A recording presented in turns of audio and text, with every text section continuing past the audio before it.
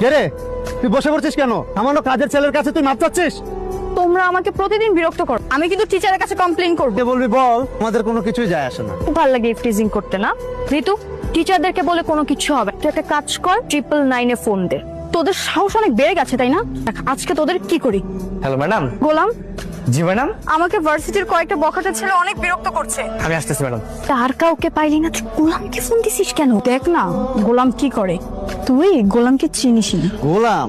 সেটা আবার কে রে? এটা তো ঠিক চিনলাম না। গোলামকে একবার আসতে দে, তোদের এক একটা এমন অবস্থা করবে জীবনেও ভুলতে পারবি না। 2 টাকার ছাগলের বাচ্চা এসেছে বাঘের কাছে। আয় ছাগল। এতক্ষণ তো ডিস্টার্ব করেছি, এখন চুমু খাবো। কিসে ভাই চুমু দিবেন মানে? হ্যাঁ